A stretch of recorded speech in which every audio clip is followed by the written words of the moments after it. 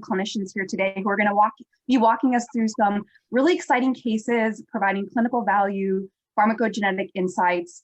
And before we introduce everybody, I want to just set some housekeeping rules. Everybody is muted except for us. We are not able to see you, but hopefully you're able to see us. We do have a Q&A functionality for you all to drop your questions down below, and we will make sure we answer those throughout as well as at the end of the event. We are also recording this event, so the recording will be made available on our 360, our Learning Center website. That's genomind.com/360. So we will be recording this and be publishing it on our 360 platform. In the interest of time, and while I see that the number is kind of plateaued here for attendees, I think we can go ahead and get started with introductions. So Judy, why don't you tell everyone a little bit about yourself first? Well, I'm a psychiatrist, board certified psychiatrist in Scottsdale, Arizona. I went to Case Western Reserve Medical School, and I'm on the faculty at Mayo Clinic Medical School in Scottsdale, Arizona, working with residents. And I've worked with the house staff doing support groups for women physicians, nurse practitioners, and PAs. I was the director of neuropsychiatric research for both of phase 1 and 2 and of phase 2 through 4 research facilities for about 6 years, and worked on fibroid and various other medications, combinations of medications. And I've also used pharmacogenomic testing, actually lectured nationally on it, because I'm a firm believer in the fact that we're no longer just shooting in the dark. So I have a passion for it and for genetics. Thank you, Judy. Well, we're really happy to have you here. What about Rachel? Let me go next. Hi, everybody. My name is Rachel Shmuts. I am the Vice Chair of Education through the Department of Psychiatry at Rowan University School of Osteopathic Medicine in New Jersey. Total mouthful. It's actually shortened from what it used to be. I went to medical school at what it used to be called University of Medicine and Dentistry of New Jersey, UMDNJ. And I went on to do my general adult psychiatry fellow residency at Jefferson University Hospital in Philadelphia, and a consultation liaison fellowship at Penn, University of Pennsylvania. It was there where I started to really fall in love with women's mental health and perinatal psychiatry. So I got additional training and certification, and I'm a certified perinatal mental health care provider. I do a tremendous amount of teaching of residents and medical students at all levels of training. And I see a lot of patients with my residents. I also see some specialized patients on my own. And I also specialize in TMS. I do a little TMS. So I use pharmacogenomic testing in all arenas of my clinical work. I'm also a very big supporter of it. It's been extremely helpful in some very difficult cases. And I appreciate you inviting me to talk here today. Absolutely. Well, we're very happy to have you on board. And then last but not least, Jenny. Hi, I'm Jenny Reed. I'm a double board certified nurse practitioner. I'm originally from St. Louis, where I started out at Barnes, which is an academic institution, as a nurse. And then I moved here to Kansas City. I've been here ever since. I moved my way through hospital acute care for about 20 years. I would bore of once I got a specialty, I would do it for a couple of years and moved around from infectious disease, blah, blah, blah, all the way up until cardiology, which I did for 15 years at KU. And then I became a nurse practitioner and became the electrophysiology nurse practitioner for KU. Did that for a couple of years and decided to go into family practice, make a complete domain shift from acute care to preventative, because I thought we're spending all this time treating heart attacks, we should be preventing them. And I actually had my own primary care practice for United Healthcare, which I really enjoyed. A third of my patients were presenting for mental health issues. I had no idea what I was doing. I was completely intimidated by that experience. And as a result, I went back to school to become a psychiatric nurse practitioner. I now have my own practice. The first day I went into practice, somebody asked me about the genetic test. I said, "What genetic test?" After investigating, a family member of mine had been on medicine for 10 years and had adverse reactions. We did her Genomind, and it showed she was on the wrong medicine for 10 years. That has been the passion of my life since the day that happened to me. That should happen to no one. So I made it my point to become very good at this test. And I've done over 1,000 of them in the last 3 years. And there is not enough, I don't have enough hours in the day for the people that want it. So I feel very strongly that it improves efficacy and prevents problems. So I am a big, big, big fan of Genomind, and everybody that knows me knows that. Thanks, Jenny. Well, I think our audience members can clearly see that we're in good hands. Very impressive backgrounds with all three of you here. And I forgot to also introduce, I am here co-moderating with my colleague, Gabriela Williams. She's also one of our PharmD medical science liaisons. And we also have some of our other clinical team members who might be helping out with the questions as part of this seminar here today. But I think we can probably go in the same order with the case presentation. So Judy, why don't you start us off with your case and we can get started.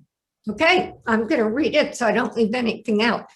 This patient is a 32-year-old Hispanic female who presented herself with depression and anxiety after she moved to Juneau, Alaska, incidentally, where I do locum tenens work. And she lived in Corpus Christi, Texas. She moved with her husband, who was paying back 4 years because he had gotten a master's degree through the Coast Guard. She moved in July of 2019, and in October of 2019, her grandfather died suddenly. She had been raised by her maternal grandparents, and she had a cat, a 13-year-old cat, Miss Kitty, who died on Christmas Day, and this was devastating to her. This is a very high-functioning woman who was in a very competitive, high-functioning job. She was the director of communications and development for a nonprofit in Corpus Christi, Texas. She was very well known in her community. She won multiple awards and was on a lot of boards. And so for her to come to Juneau, Alaska, which is a small place, 30,000 people, 60,000 in the summer, was really a culture shock for her because she left family and friends in Corpus Christi, Texas, and she couldn't find a job that was commensurate with her abilities. So she slipped into a depression. She was also dealing with recurrent uterine tumors, and she had had 2 previous surgeries to remove uterine tumors, and she really wanted to have children, and she was faced with a third and a possible compromise to her ability to have a pregnancy and carry it throughout the pregnancy and deliver. So she was also very concerned about not contributing monetarily to the family finances. She gained 30 pounds because she had carbohydrate cravings, and she'd formerly been in great shape. She was a runner, ran 5 and 10K marathons. She liked to entertain, go bike riding, hiking. She was very social. She liked to cook, and she had very few friends in Juneau. It was really quite isolated. In terms of where she came from, she was the oldest child of 4 children, and she was a classic kind of parentified child, firstborn. Her mother had a lot of emotional problems, so to this day, she's the one that her siblings come to for advice as well as money, and she has a lot of codependency issues that we've been working on therapeutically. When she was growing up, her mom was on welfare part of the time, and they accepted food from churches. Her family history is that she had 2 maternal great uncles who committed suicide, and the family is full of alcoholism, and 2 of her siblings have been diagnosed with depression. Her past psychiatric history, she had a bad breakup, and she's very perfectionistic and very dependent on the accolades of people with whom she works in her community, and derives a lot of self-esteem from those things. So when she had this breakup, she got into counseling and was depressed, probably wasn't treated. When she went to work in a high-powered job, she went to her PCP and talked about how difficult she was finding it to have an organization with the papers she was having to write. And so he got a history and started her on Adderall, which was increased to 40 milligrams, which she's remained on to the present. And when she saw this PCP after she moved, a different PCP after she moved to Alaska, she was started because of her depression symptoms on Lexapro, which was gradually increased to 15 milligrams, and she had a very poor response. She also took an occasional 0.5 milligram alprazolam for anxiety, and she was taking Benadryl 25 to 50 milligrams for sleep. So she was referred by this PCP to the outpatient clinic at Bartlett Regional Hospital, where I have worked since 2010 because I like to travel as a locum tenens. And so I saw her, and when I saw her for the first time, which I think was in November, she was on this Lexapro. She clearly was not responding to it, so I decided to try her on bupropion. She also had a real loss of libido on the Lexapro, and I gradually increased it to 300 milligrams bupropion XL, which she tolerated well and had a little more energy. And she also had terrible difficulty with initial insomnia and terminal insomnia. So I started her on trazodone, which was gradually increased to 150 milligrams with a great response. She then got a job as the public relations director for the Alaska Board of Elections. And she suddenly was much happier. And she was very involved in the 2020 election. And she was the PR person. So she had all kinds of issues with the controversies in that election. So she had to exercise great diplomacy and frequently was up or down as the recount was going on with this election. There was a lot of turmoil. I gradually started her on some sertraline because she still had a tremendous amount of anxiety. And I increased that to 75 milligrams, but she was not doing well, even on that combination. And she especially had a bad anniversary reaction on Christmas of 2020 after the anniversary of her cat's death. She also got 2 rescue dogs. One was a pit bull and one was a husky. And they got into some really horrendous fights where there was blood everywhere before they started getting training. It was terrible for her. And so that caused some increase in depression. And it finally occurred to me, I'm going to get genetic testing on this person, as I do on most of my patients. So if you want to put up her genetic testing on, share a screen on that. Thank you. So as you can see from this, in terms of her various tests, her various polymorphism, the first one you see is the SLC6A4. She has low activity.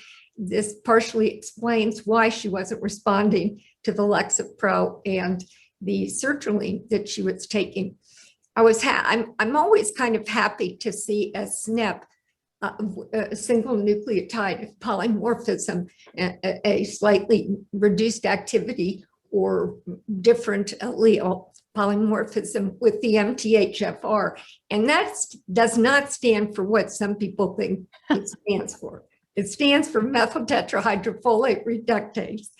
And so when I see this, I'm happy because I realize that there's a different form of folate which bypasses this enzyme. So if there's reduced production of this enzyme, it bypasses it in the pathway to the various neurotransmitters. The main ones we focus on with antidepressants, norepinephrine, dopamine, and serotonin. So this is something that I can treat easily just with basically a different form of a vitamin. So I started her on methylpro L-methylfolate. This is not a plug for different forms of folate, but there's several that I like to use, and some of which have important cofactors and different forms of folic acid that I like to use with my patients. And some you can get over the counter, which is great. So I started her on that. And I also discontinued her, some of her Xanax, which she wasn't needing as much. And I was thinking about changing her antidepressant to Pristique because she had the fewest drug interactions. She had, I think, let's look at her, well, let's look at exactly. Sertraline is an interesting drug because it has she had high activity and intermediate activity in 2 of the enzymes that metabolize sertraline. Several of them that she had abnormalities in are also associated with bupropion. So she really had a confounding picture. And I realized that the drugs she was on were probably not giving her the biggest bang and response for what she needed. So the other thing that was interesting, especially later, was her CACNA1C and her ONC3. So she decided that she wanted to start trying to get pregnant. And I was very concerned because she was taking 4 different medications. And I really wanted to get her off of these. I didn't know about Dr. Shmuts, and so I didn't know that I could talk with her and get her perinatal consult. And I know that now, so I'll be calling you. So I called the perinatal psychiatry hotline that offers consults to psychiatrists and practitioners who are interested in speaking with a specialist about perinatal psychiatric medication. And I spoke with an extraordinary practitioner, and we talked about ways to get her off and actually looked at her Genomind testing and what we could get her off of. And when I noted that she had this polymorphism in ONC3, as well as CACNA, and I'm familiar with those. In fact, there's 2 articles which I could send or provide, but one of them talks about the increased incidence. This is a well-researched study. It was in Psychiatric Genetics from 2017, I believe, and it talks about the implications and the possibility, if there is a polymorphism in ONC3, the association with potential for developing bipolar disorder or having bipolar disorder. So that was interesting to me because she has a lot of mood instability. And then she also has a SNP for CACNA1C. So that is also associated with neurodevelopmental disorders, phenotypes. That's a genetic SNP, but it's associated with phenotypes of neurodevelopmental disorders that result in changes in cognition, anxiety, depression, and fear. So emotional lability, and the mechanism of that is thought to be on the effects on neurogenesis in the hippocampus. So that made me think, well, maybe there's a bipolar diathesis. So I went back and looked at her family history, which has 2 suicides. Her mother has been married 3 times and has had relationship instability. She then revealed that she has 2 aunts that are quite flamboyant and sound either cyclothymic or bipolar 2. A lot of inappropriate spending, hypersexuality, grandiosity, they're either up or down. And so I talked to her about bipolar disorder. There also seemed to be somewhat of a seasonal variation with her depression, having more depression in the fall and the winter. And so, and eating more and sleeping more at times. So she did have insomnia. So I started to think this lady might have bipolar disorder.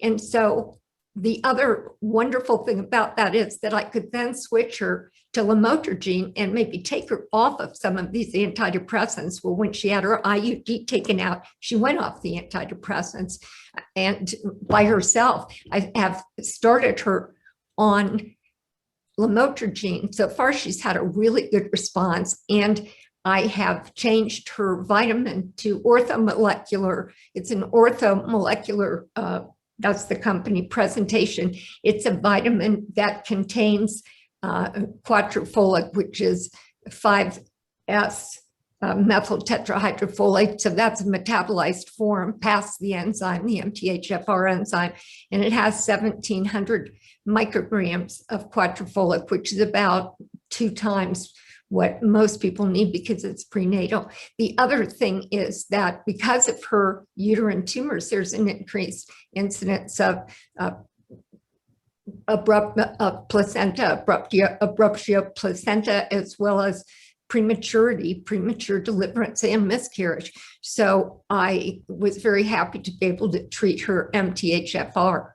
So that's where she is now. She got off of the trazodone. She's now taking hydroxyzine for sleep, which is safe and also used for nausea in pregnancy.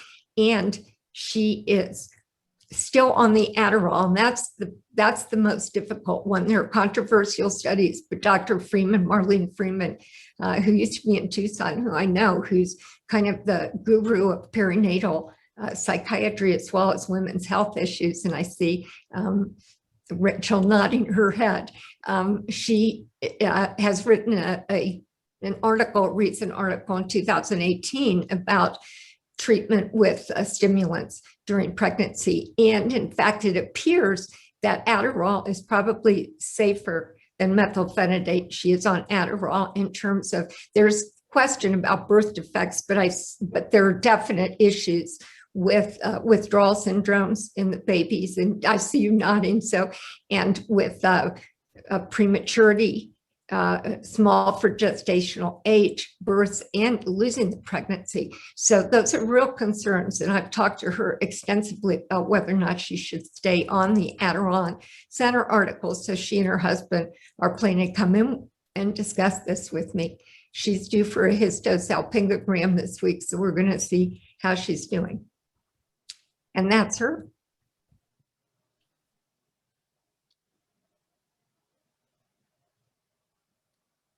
First off, I just wanted to say that was probably such a great demonstration of pharmacogenetic utility there. So thank you for sharing that. I know that Rachel is probably itching to say something. So maybe we can get like just a few thoughts, and then just in interest of time, we'll move it along here. So it was a very interesting case. And of course, when you said she wanted to get pregnant, I got, glued to the screen. Those are my, as a perinatal psychiatrist, I whatever Marlene Freeman says, is, hold on one second. My kids were quiet the whole time. And of course they come in when I I like it. She's got her priorities straight. Sorry. So if Marlene Freeman says it, I do it. That's sort of how I've learned in my travels. No, I think the bipolarity is very interesting. I often take that thread when I see a lot of activation as well as depression, insomnia, and when nothing else works, I sort of start thinking about mood stabilizers as opposed to unipolar depression medications.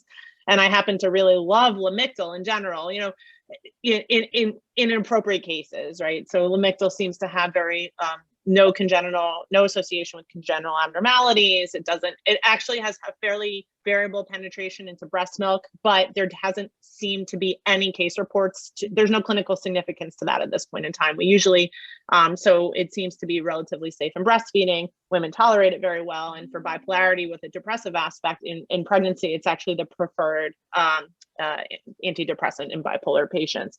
The prenatal vitamin with the high dose of essentially the metabolized folate is excellent. I use another product. I have no disclosures. I don't have any affiliation with the company. Another one is called Enlight, which is a prenatal vitamin that also contains the L-methylfolate in the psychiatric dosing. And Marlene Freeman actually did a study not long ago that showed pretty robust results looking at Enlight as monotherapy for depression, unipolar depression treatment in perinatal patients.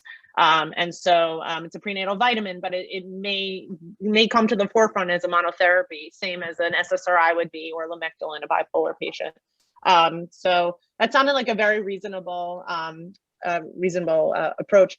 The Adderall is definitely the most concerning, but what I have found in the pregnant patients that I see, usually by the time they come to me, they're being referred by other psychiatrists, and so they've been tried on a lot of medications, or they've been tried off medications and they decompensate. And, you know, if the benefit outweighs those risks, and if all other things are controlled for, like if you are providing enough folate, are you making sure that the patient is getting all her prenatal testing and all the monitoring, and how, you know, and sometimes we get maternal fetal medicine and high risk pregnancy physicians on board just in case. Like as long as you're doing your due diligence and the benefit outweighs the risk, because I've seen a lot of patients who are on Adderall that want to come off when they're pregnant. Their ADHD goes out of control. They can't function. They can't work. We have to put them back on their Adderall. So just to make you feel better, I have a patient now with bipolar disorder, and she had a very, very complicated and clear medication history, what works for her, what doesn't, very well documented. And she's she's pregnant currently, but we worked with her for preconception counseling for over a year. She has some infertility issues, and I have her on Wellbutrin, lamotrigine, Seroquel, Adderall, and we stopped her Xanax because she didn't need it anymore. But very, very clear that all of these medications are required, and she is stone cold stable and has been stable for more than 10 years on this regimen. So we keep her on it, and we closely monitor, and we give her the folate, we give her, you know, make sure she sees her OB, and we hope for the best. We talk about how in pregnant patients, the mom has to be well, both physically and mentally. That is of utmost importance, because when mom is undertreated or poorly treated while she's pregnant, we have a lot more data on that and how that affects the developing fetus than what we have on each individual medication. And a lot of people don't, a lot of physicians, a lot of providers don't have that part of the conversation with pregnant patients. You know, a lot of times the pregnant patients will go to their OB-GYNs or their primary care doctors. They'll see them on Seroquel, they'll see them on, you know, Lamictal, and oh my God, you're on these heavy-duty meds, come off the medicines. But what they don't realize is that it's so much worse for a mom to be manic or depressed or anxious during the pregnancy, and how those stress hormones and the neurosteroids and all those fluctuations affect the developing fetus compared to a little bit of Lamictal. I mean, right. It's, you know, so that conversation often doesn't happen. That's like, you know, essentially like 90% of my job is having that part of the conversation. What happens when we don't treat you? Yes. What happens when you come off your meds? Yes. That's what we need to talk about. So, thank you so much, Rachel and Judy, for that case. I'm looking at the time right now, and I want to make sure that we cover Jenny and Rachel's case too. And then we look like we're getting some questions, so I want to make sure we're answering those as well. So either Rachel or Judy or Jenny, whoever wants to kind of go next, we can go present the next case. Rachel, go for it. So good. We have a little segue into my case because we're going to be talking about a postpartum patient. So I'll just preface it by saying I reviewed some cases with Seema, and we decided this one would be an interesting one to present. I did not use the Genomind testing in this patient, but that's sort of where we can develop some questions and inquiries as to where it might be useful if going forward. So this patient, when I saw her for the first time about a little over 6 months ago, she was referred to me by an APN in my practice, a psychiatry APN, who was had seen her prior to pregnancy and had seen her after her first pregnancy. But I'll give you a little of history and I'll tell you why she came to me. So this was, at the time, she was a 28-year-old woman, G2P2, so 2 pregnancies, 2 children. She was 5 months postpartum after her second child. She had a history of, so what happened is she had no prior psychiatric history until after her first pregnancy. And about 4 months after having her first child, in the fall of 2017, she started to develop headaches, racing thoughts, a decreased need for sleep, increased energy. She had thoughts that her death would lead to a revival. She's a spiritual person at baseline. She was married to a pastor. So she started to sort of have like these Messiah grandiose thoughts that, you know, if something happened to her, there would be a rising of the Lord or something. It was very hyper-religious. And then during the episode, she was actually driving to a friend's house, and she started to get an overwhelming feeling that she was going to die in a car accident. And she subsequently purposely crashed the car into a tree in a suicide attempt. She was hospitalized medically and surgically, and had multiple reconstructive orthopedic surgeries due to the accident. And then psychiatry saw her in consultation when she was on the med-surg floors, and then she got transferred to an inpatient psych unit when she was medically stable. At that point, she was actually stable. She was well. While she was on the medical floor, the psychiatric consult team had started her on lithium and Risperdal. And what happened is the Risperdal had given her tachycardia, and so she was switched to Abilify, and she was maintained on lithium and Abilify. Within about 1 to 2 months, she was stable. She stayed on that medication until she wanted to get pregnant again. And because she was stable, she went off on her meds on her own, got pregnant, and had a very healthy pregnancy and no symptoms during her pregnancy. She was completely herself. Pregnancy was healthy, no complications. Baby was born with through vaginal delivery. At 5 months postpartum, with her second child, she started to feel anxious about the return of her symptoms. So like, it was an anniversary reaction in some ways where she started to sort of cognitively, ruminate about, oh my God, this is the time it happened last time. What if it happens again? And then she started to have racing thoughts, decreased need for sleep. She said her and her husband were more aware of it that time. So what she did is she went to her OB, who I don't know if they knew her history or not, and started Zoloft because they misdiagnosed this as anxiety. She took it once and she experienced profound polydipsia and activation on it. And then she started taking leftover lithium that she had from the previous episode on her own. She ended up going voluntarily into the hospital because she continued to feel worse, where they put her on lithium and Zyprexa. She was stabilized but was very over sedated and gained 25 pounds in 4 weeks. And then her psychiatrist started titrating down her Zyprexa to maintain her on lithium monotherapy. And then the issue of why she came to me is that she went for her annual pap smear, which was about 6 months after she had her child. And her OB said to her, you should not have more children. You should have permanent birth control. Don't have any more children. And then you don't have to worry about this anymore. And she was devastated because she comes from like I said, her husband's a pastor. They always envisioned a large family. She was one of many children. I think her husband was one of many children. And so the provider she was seeing before me didn't really know how to answer that question. So she came to me for sort of like almost like a preconception educational session to see what this is, what the long-term consequences were, and go from there. So by the time she came to me, she was on a low dose of Zyprexa and she was on 900 milligrams of lithium. And so, I had a discussion with her. I mean, I have some questions I can ask if I want to open this up at this point, or I can just sort of tell, Seema, why don't you tell me, I can just tell people what this was and how I managed it and what some of the clinical issues are? Yeah, I think that would be great. And then if Jenny and Judy have any thoughts to add to that, they certainly can do so. Okay, so good.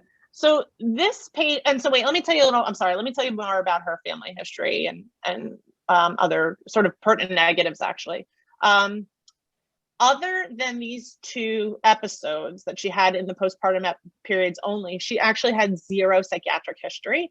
And of note, no family psychiatric history, nothing, none at all. She also had no sort of emotional or psychiatric reactions to other hormonal transitions in her life. She did not have profound premenstrual symptoms. She did not have intolerance of oral birth controls or hormonal birth controls, which she had indeed been on for birth control in the past.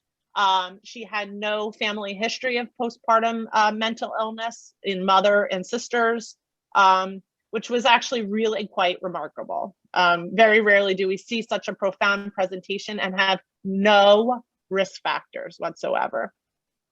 So this woman was diagnosed with postpartum psychosis. Postpartum psychosis is a very rare psychotic illness that is thought to be a harbinger or a subtype of bipolar disorder. But so women who develop postpartum psychosis after their first pregnancy have almost 100% of chance of developing in subsequent pregnancies. And I'm not sure that the provider she was seeing knew that, because now we use preventative strategies. So if I saw this person after her first pregnancy, I would have been starting lithium in the 3rd trimester of her second pregnancy to avoid another episode. People who develop postpartum psychosis once, twice, whatever, have a higher risk of developing a chronic bipolar disorder at some point in their lifetime. Although what I wanted to talk about here, which I think is extremely interesting, in this case, it demonstrates it very well, is that there actually may be a subtype of postpartum psychosis that's emerging in the literature that may only occur as an isolated postpartum episode, where if this person never got pregnant, she would never have developed symptoms. And so there is a thought that this person, because she has no risk factors and she's had no psychiatric history and is absolutely 100% functional, she's a very euthymic, she's way more euthymic than I am. Like, this person is like such a normal person, right? When she's well. So it raises quite a bit of clinical issues, right? So, you know, how long do we treat her for, right? That's one question. There's no data on this. There's no guidelines in the literature. You know, she has no other psychiatric history. So how long after she's pregnant after she delivers, do we treat her for? Is she going to develop bipolar disorder? Should we treat her lifelong? Should we do it only 6 months? Should we do it 12 months, which is what we consider, you know, in the subspecialty round field, our field, the postpartum period? What if she develops a depressive episode at some point in time? Does that mean that she has bipolar? You know, there's a little bit of a diagnostic conundrum here because we don't have the full longitudinal picture. As far as answering the patient's question, like I said, for postpartum psychosis, there's now evidence to support that there's efficacy in prevention and prophylactic treatment. Because this is thought to be a subset of bipolar disorder, lithium is considered gold standard. But we're also using antipsychotics to help, I guess, speed along the mood stabilization, and also if there's psychotic symptoms present. You know, the questions for this person is, if she wants to get pregnant again, can we prevent an episode? There's a little atypicality here as well, because usually postpartum psychosis develops within the first month postpartum, but hers was like clockwork, 4 to 5 months. Like, and I suspect that the anticipatory anxiety that she was having was sort of normal adjustment. She was going to develop whether anxious or not about that second episode. So how far in advance do we start prophylactic treatment? Should we do it in the 3rd trimester? Should we do it 3 months postpartum? I actually don't know the answer to that, but the thought is that because there's efficacy in prophylaxis, I didn't tell her she can't have more children. It's a risk benefit analysis, and if she wanted to have more children, there are strategies that we can employ that will help avoid or at least mitigate this from happening again, which didn't happen the second time. The other thing is that interesting from a pharmacologic perspective here is she really didn't tolerate the atypical antipsychotics very well. She gained a tremendous amount of weight very quickly on Zyprexa. She tolerated Abilify, but she didn't like the way she felt on it. She knew she was stable, but she just didn't feel right. You know, patients say that all the time. She had significant tachycardia while still in the medical floor from Risperdal, which is, you know, potential, not all that common. You see more with Clozaril, right? So, you know, I can actually see if she does require another antipsychotic, a role of the Genomind testing to see which one might be more appropriate for her. Does she even need it? Like, I think also another thing is that she was placed on these medications simultaneously, which is, we often do this in acute phases of mania and psychosis where you do lithium plus the atypical, but when we pulled off the Zyprexa, she was completely stable on lithium. So is lithium monotherapy appropriate for her as well? So lots of questions about this patient. Also very interesting because she's really stable like now when she's not postpartum. I think that's all I have. So actually, I can tell you what I did with her. I followed up with her once or twice, and when I saw her, she was she was a little longer than that, 6 or 7 months postpartum. I said, let's say at 12 months, we'll give you the full year. If you still feel completely well, we'll get you off the lithium and see how you do. And we got her off the lithium. I saw about 2 or 3 months after her off the lithium, completely fine. She doesn't plan to get pregnant anytime soon, actually. I think she didn't want to not have the option. She wanted to have the agency and the control over the choice, whether they have more children or not at this point. I think she's a little bit traumatized from having to have gone through this 2 times. But I also reassured her that if we did this again, I would be on board and we would have our eyes wide open going in the next time. So I'm only seeing her as an as needed basis. And when she does want to plan pregnancy, we agreed to have a preconception counseling appointment so that we can review all of this data again and come up with a personalized plan for how we're going to manage prophylaxis and what we're going to use. And Genomind testing may have a role in that point so that we can say, okay, if we do need to put you on an atypical or even a typical, for all we know, this one would be better for you based on your genetic profile. So that's where we are. She's actually like kind of clear from treatment at the moment. So Rachel, let me ask you, I know you mentioned the role that pharmacogenetic testing could have in a case like this, but is there any specific things that you would be looking for on the genetic test? What would you focus in on to help you make that pro-con decision about an atypical versus something like a lithium? I think because, I mean, really, I would be focusing on, you're gonna have to remind me, I'm not as well versed in the genes as all of you are. Can I ask? Okay, so when you were talking, I totally was thinking, does this a patient have a DRD2 deletion? I'm like, which, because she had the receptor for the atypical antipsychotics. I've seen so many patients with that deletion, and they have over and over again taken, and they have these higher side effect profile and less efficacy. And I was like, gosh, I really want to know. I would love to see the inside of her brain. I really want to see that patient's genetic test. But I wonder, like, I'm thinking there's the Provence for doing the test. I think that that's perfect logic. I really love that. That's what I was gonna say. I'm just kidding.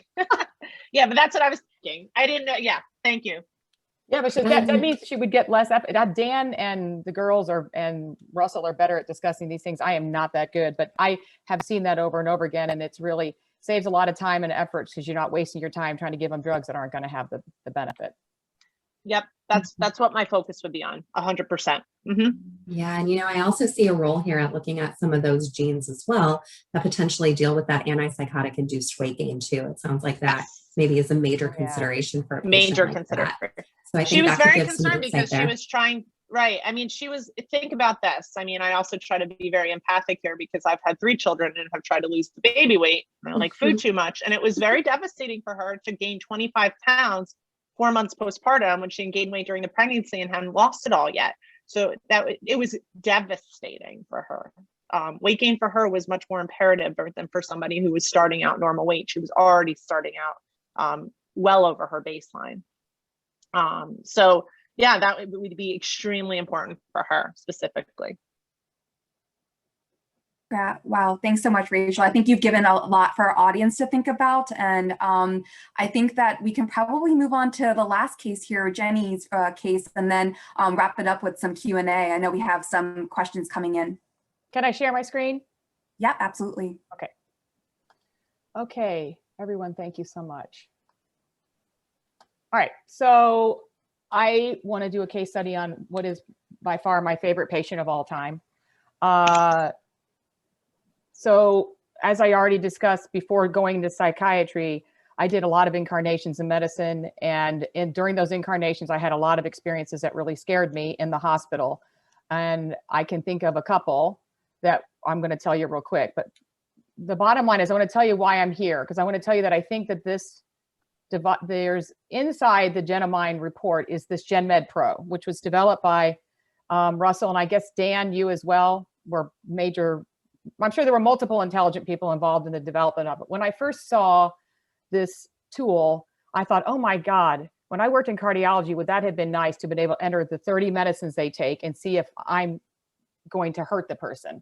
And so I really use that tool on a daily basis. And that's really what I want to focus on today, is how I think that has utilization outside of psychiatry. I think it's our chance to be the heroes here, because other specialties have not been or haven't heard about this test because it focuses on the brain. But I mean, its utility is way beyond us, and it is the future, in my opinion. So my case study is a 54-year-old female. Actually, before, I want to tell you 2 real quick studies that I have that were, when I was a young nurse, I was post-oping a patient, an older woman, late 70s, early 80s, and I gave her the standard dose of pain medication IV. And within 2 minutes, I thought I had killed her. And I stood by that bed for 7 hours with my hand near the code button. And I did not know what happened, what I did I do something wrong? When a nurse gives a med wrong in a hospital, we first think, did I give the wrong medicine? Did I give the wrong amount? And you get like, you lose the feeling in your legs when you think you've hurt somebody. And when you're giving medicines all day, this can happen. And so I thought that I had made a mistake. And when I went through all the protocols and realized I didn't, I'm like, why did she react so heavily to this drug? And to this day, I wonder if she doesn't have the gene, that she is a slower metabolizer of the drug that I injected into her. And that is why she had such a problem. And would I have loved to have known that before I almost killed this lovely old woman? I have multiple examples from cardiology where we would give patients blood thinners to prevent heart attacks or strokes. And either the blood thinners didn't work or they would bleed out. And I'm like, what's going on? Why are you back here 3 months later and your stent is occluded? Well, the blood thinner didn't work. And the reason is the CYP2D6 pathway. And that's what I want to talk about today, because I think this has implications way beyond what we do. So this is a 54-year-old female. with major depressive disorder, severe. Of course, her comorbidity was an autoimmune arthritis. And I had the pleasure of taking care of her before I saw her in psychiatry. She followed me from primary care, where I used to take care of her. And I watched her decline from a fully functioning executive employee to somebody who was fully disabled in a 2-year period. Early on, I obtained a Genomind on her. So she followed me into psychiatry. I early on got a Genomind because I knew she was going to be on polypharmacy. So she started with progressive joint pain, and then she had increasing shortness of breath. She saw multiple providers. She ended up on prednisone for 2 years, and every time they would remove the prednisone, within days she couldn't breathe. She gained over 100 pounds. She literally was only 5 feet tall. So we now have a woman who weighs 300 pounds, who's 5 feet tall, can't breathe, severe pain. Her pain, of course, is worsening, and nobody knows what's wrong with her. The prednisone caused her severe anxiety and insomnia. After seeing a plethora of specialists here in Kansas City, she eventually ended up in Mayo Clinic last fall, and that went really well. But in the interim, it did not. She ended up becoming suicidal because when she became fully disabled, she is the mother of 2 adult special needs. She could no longer support her children. So within a couple of weeks of that, she felt so despondent that she wasn't going to be able to support her kids. So she ended up in the hospital suicidal. After she was discharged, she was stabilized on Vibrad, lithium, clonazepam, and pregabalin for the pain. And actually, this worked pretty well for her. So everything was pretty stable. Her medical condition continued to decline, but her mental health was stable. And I used the Genomind to make these determinations. And so I felt like it saved us a lot of time. This is her pharmacokinetic report. I love the pharmacodynamics, but this is what I want to focus on today. So this patient is a poor metabolizer of the CYP2D6, low activity. And the CYP2D6 is an incredibly important pathway, not only to psychiatry, but outside of medicine and other parts of medicine. So if I type in all of her drugs she was on at that time into this GenMed Pro program that I'm talking about, it's so long that it took me 3 slides to put it in. And this is just on that day, okay? But she was stable. So we have a little bit of a problem with her Coreg, her carvedilol, which is a blood pressure medicine, which I really love. But she is a poor metabolizer. So had they started her in Coreg really high dose, they would have bottomed out her blood pressure. So I was able to warn my cardiology colleagues, hey, go low and slow. The last thing she needs is to pass out. Okay. So this is the ultimate result. She's got 3 issues. The big one is the 2D6. So what is the 2D6? And do we even care? Why do we care? Dose individualization based on the 2D6 genotype, can it improve safety and efficacy of drug treatment? It is the clinically most important polymorphic CYP. It plays an important role in metabolism of many antidepressants and antipsychotics, along with a range of non-psychiatric medications. It plays a key role in metabolism around about 25% of all clinically used drugs. That's a lot, okay? Between 2 to 7% of the population are significant poor metabolizers, the ones that really have a problem. And so what percentage of psychiatric medications do you think on the Genomind are involved in 2D6? So I was recently in Idaho visiting my parents, and I was sitting at their dining room table, and I was just curious. So I counted up, there are 40 meds on the Genomind that involve the CYP2D6 pathway. That's 32% of all the drugs on that list. That's a lot. So that's more than even 25. So for us, this is a very important thing to know about a patient. Okay, so the patient was being followed by me, pulmonology, rheumatology, cardiology, primary care, neurology, immunology, podiatry, and pain management. And that is just off the top of my head. And none of us were talking to each other. Neurology was treating her for migraine. So they decided to add amitriptyline, and I had an agreement with her that she would contact me if anybody added any medication, but she was so sick she forgot to call. So he added amitriptyline at 25 milligrams at bedtime, and with a plan to increase to 50. And within 2 days after increasing to 50 milligrams, she had classic symptoms of serotonin syndrome. So she was admitted to KU. I didn't know any of this was going on. They did the full workup, cardiology, pulmonology, trying to figure out why she had the symptoms. They never determined what was wrong with her. She was discharged from KU. A week later, she calls me to tell me the horrible thing that she's been through. And I said, what drug did they add? That was the first thing out of my mouth. I knew that something had happened. This is what it shows. If I add amitriptyline to her, that's a bad idea. She was also on Vibrid, 20 milligrams. So that's what happened to her. So I said, stop the amitriptyline. Of course, let's notify neurology, but this is completely preventable. When you're using this tool, you can also hit right underneath where you see it'll give you guidance as to where the FDA, the CPIC is, and I didn't know this organization, it's a Clinical Pharmacogenetics Implementation Consortium, and it's made up of people from 37 countries, here, Stanford, many countries trying to standardize this pharmacokinetic nomenclature, the use of this to make sure that it's as good as it can be. So it's a pretty big deal. It's not just United States, it's the whole world has gotten together to try to make this more uniform. So they give their guidelines right here. So you can click on that so you can see exactly what is the guideline that goes along with why would amitriptyline be a bad idea in this patient. You can also look at the FDA labeling, which is now saying the exact same thing. So you have the Consortium of Pharmacogenetic Researchers as well as the NIH. They've put together scoring systems and treatment guidelines for gene-drug interactions. In my opinion, patients with multiple providers and polypharmacy are at increased risk for drug-to-drug interactions. And I think utilization of the GenMed Pro program could prevent serious interactions and hospitalizations. I think it's important for providers to obtain and share pharmacogenetics with other providers so that this information can be used. The FDA is now including pharmacogenomic biomarkers inside the drug labeling that we write for patients. And they say, this is on their website as of yesterday, pharmacogenetics can play an important role in identifying responders and non-responders to medications, avoiding adverse events, and optimizing drug dose. So I think that's pretty much mic drop on the situation.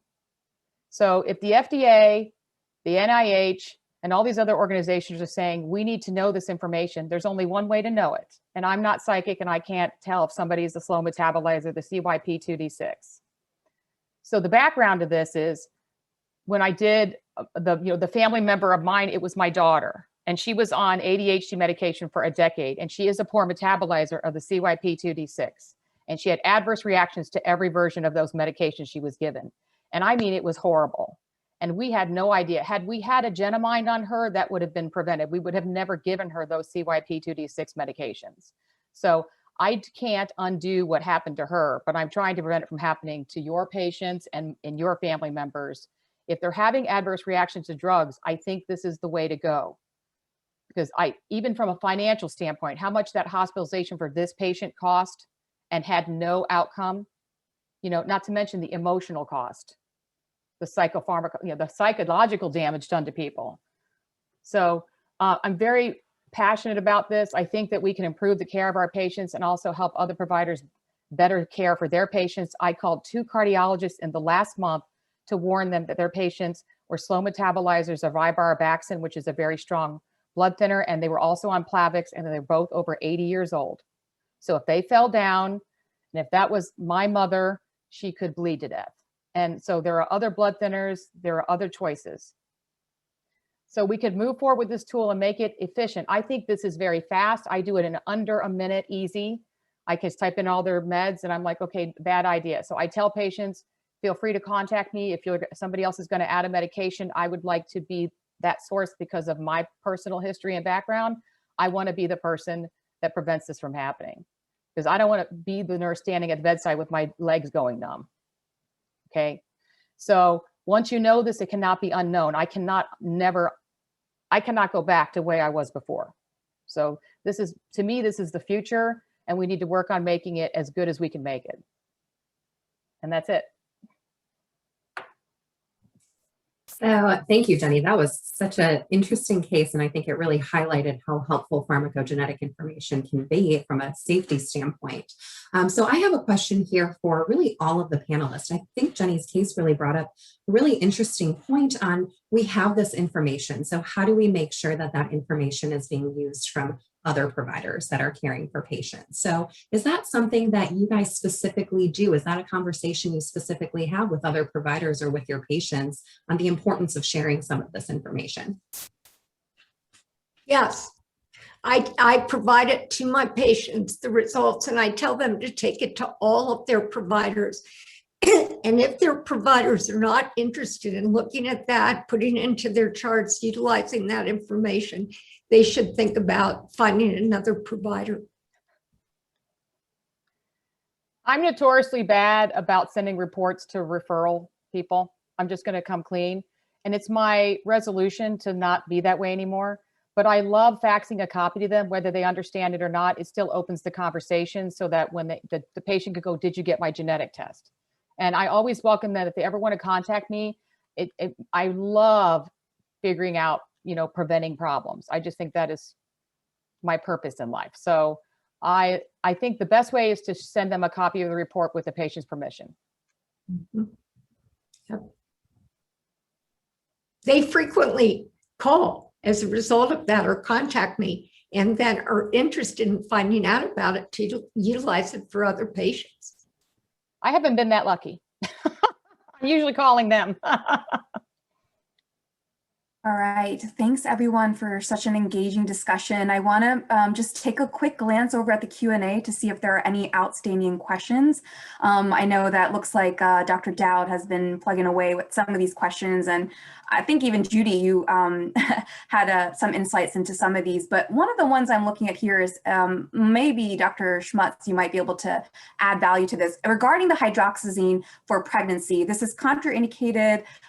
It's because of its coding. Is this incorrect information? Yeah, I actually haven't heard that. Hydroxyzine is actually marketed with B6 in combination as diclegis, which is one of the most, I would say, highly effective anti-nausea medication that we use in the first trimester in pregnancy. The things that I'm cautious about with hydroxyzine in pregnancy is the anticholinergic side effects. So just making sure that women are drinking enough and they're not getting constipated, and of course over sedation and being able to function, as well as the QTC prolongation in doses over 100 milligrams. Usually we don't have to use that nearly that much, but sometimes you do.